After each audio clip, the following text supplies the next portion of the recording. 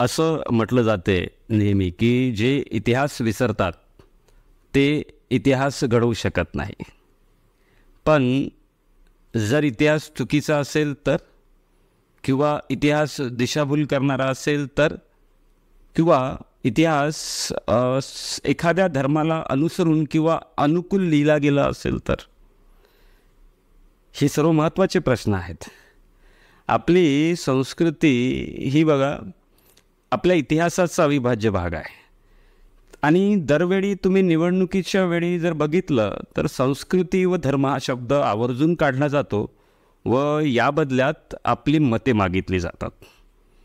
पण महत्त्वाचा प्रश्न यामध्ये या दरम्यान असा उरतो की खरंच आपण हे कधी जाणण्याचा प्रयत्न केला आहे का की देशात ज्या संस्कृतीचा आज गाजावाजा केला जातो या संस्कृतीविषयी आपल्याला सर्वच माहीत आहे, किंवा जे सांगितलं गेलं किंवा ऐकलं गेलं किंवा जे 200-300 वर्षाआधी लिहिलं गेलं हे सर्वच खरं आहे.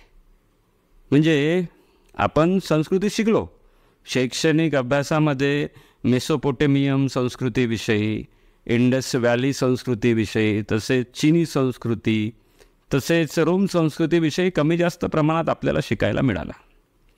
त्यानंतर महत्त्वाचं म्हणजे इंडस व्हॅलीची जी महत्त्वाची आपली हडप्पा नागरी संस्कृतीविषयी आपल्याला बऱ्यापैकी शिकायला, ऐकायला व वाचायला मिळालं.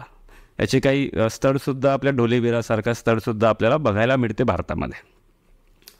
आणि निवडणुकीच्या धामधुमीमध्ये आपल्याला नेहमी अचानक सनातन वैदिक संस्कृतीसुद्धा ऐकायला मिळते व याविषयीचे वादविवादसुद्धा आपल्याला टी व्हीवर किंवा अशा डिबेटमध्ये आपल्याला ऐकायला मिळतात.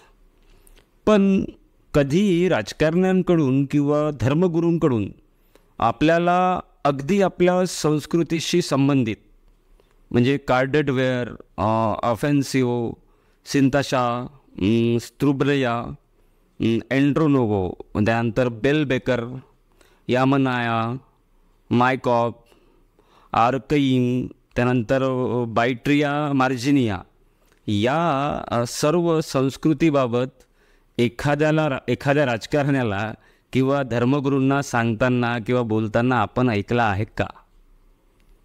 कारण हे महत्त्वाचं आहे. या सर्व जे सांगितलेल्या आत्ताच्या संस्कृतीविषयी माहिती असल्याशिवाय आपल्या आजच्या संस्कृतीचा उदय अशक्य आहे.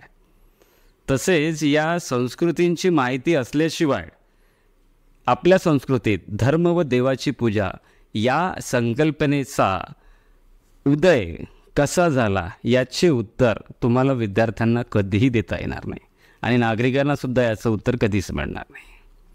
बघा, स्थलांतरित आफ्रिकन लोक कोण होते? हडप्पा नागरी संस्कृतीमधील लोकांचे पूर्वज कोण? दक्षिण भारतीय लोकांचे पूर्वज कोण? उत्तर भारतीय लोकांचे पूर्वज कोण? भारतातील मूलनिवासी कोण? त्यानंतर इंडो इराणी लोक कोण होते? आर्य कोण होते? इंडो युरोपियन भाषा बोलणारे लोक कोण होते? आणि या दरम्यान जर तुम्ही बघितलं, सर्वात महत्त्वाचं म्हणजे झोरॉस्ट्रियन जो धर्माचा प्रमुख ग्रंथ आहे झेंद अवेस्ता, व हा ग्रंथ झेंद अवेस्ता व वेदामधील पहिला वेद जे ऋग्वेद, या दोन्हीमध्ये बरेच ठिकाणी साम्य का? त्यानंतर झोरोस्ट्रियन धर्माचा ज्युडायझमशी, ख्रिश्चन व इस्लाम धर्माशी संबंध कसा आला, म्हणजे या संस्कृतीशी संबंध कसा आला, या सर्वांचे उत्तर आपल्याला राजकारण्यांकडून मिळतील का किंवा धर्मगुरूंकडून मिळतील का? बघा, जे महत्त्वाचं हे आहे की आपल्याला जर मूर्ख बनायचं नसेल ना, तर या सर्वांची माहिती शिक्षित नागरिकांनी व विद्यार्थ्यांना ठेवावी लागणार आहे. कारण धर्माचा खोटा गर्व आजच्या बेरोजगार तरुणाईला परवडणारा नाही. संस्कृतीच्या नावावर तुम्ही राजकारण्यांना मत देता, नंतर हे राजकारणी एक कागद काढतात आणि म्हणतात उद्यापासून भरती बंद. त्यामुळे या सर्वांविषयी माहितीच तुम्हाला चुकीचे करण्यापासून वाचवू शकते किंवा अडवू शकते.